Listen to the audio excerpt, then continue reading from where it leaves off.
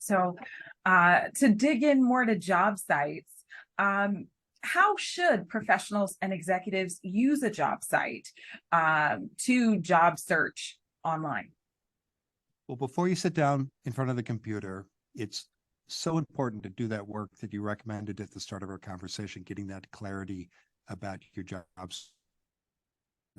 The other step that's very important is to have a target list of employers, companies, nonprofits, public agencies, whatever the sector is that interests you, where you are interested in working or you want to be there. So uh, job boards are a wonderful tool, and they can provide, you can use them for research.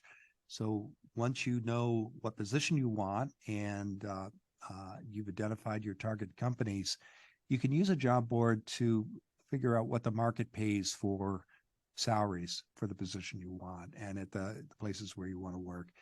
You can also pull job postings for those positions and see what kinds of skills and qualifications matter to the employers who are hiring in your market for the job that you want. And that's going to help you understand how to best present yourself so that you can put your best foot forward when you're getting ready to either tweak your resume or write that cover letter to actually respond to a job posting. You should pay attention to the sites that are likely to have listings for the kinds of jobs you want, or where the companies that you've targeted frequently post. It's usually a mix, Portia. You'll find, and when you do your homework, talking to these employers where you hope you are interested in working, you want to find out where they post their jobs. Sometimes most employers will have some sort of job page on their own website. You want to pay attention to that. You may also discover that they post on LinkedIn or Indeed, and they usually will focus on a region. They'll have a regional site like mine in that mix as well. And then sometimes there are sites that are devoted to specific occupations or professions. You want to find those niche sites and make sure you pay attention to them as well.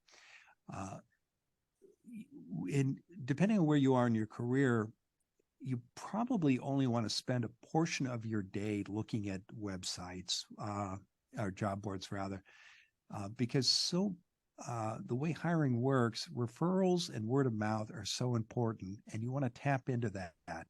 So again, job boards are a great way to do the research you need to figure out what the market pays and what employers are looking for. They're a great way to find out about publicly posted positions.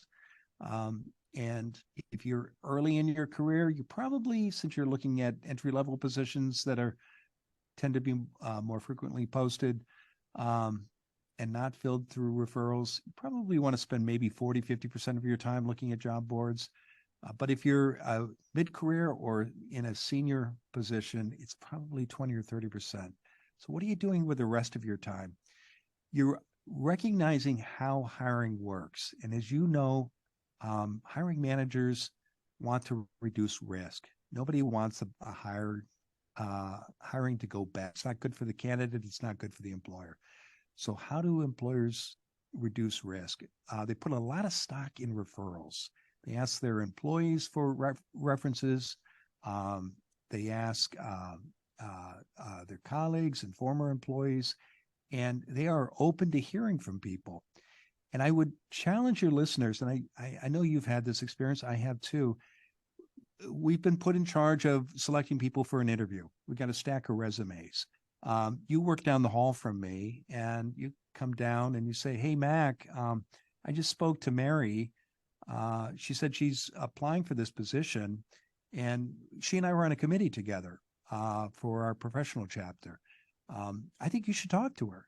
Now, is Mary going to get the job? Maybe. Depends on how she does in the interview and what kind of application packet she puts together. But I guarantee you, I'll be looking for Mary's application because Portia, who I respect and trust, has told me I should keep an eye out for it. And I've got maybe 50 resumes and I got to get to 10 for the screeners. So I'm looking for ways to reduce that number And you've just made it very easy for me to do that.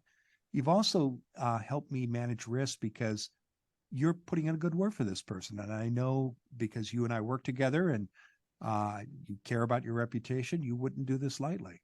So once you understand that and you know where you want to work and the job you want, then your challenge becomes, after you step away from that computer, to build relationships and connections with people inside those organizations so you can generate those referrals, so that you can reach out to the Porsches who will come down the hall and say to Mac, you should take a look at Mary's resume.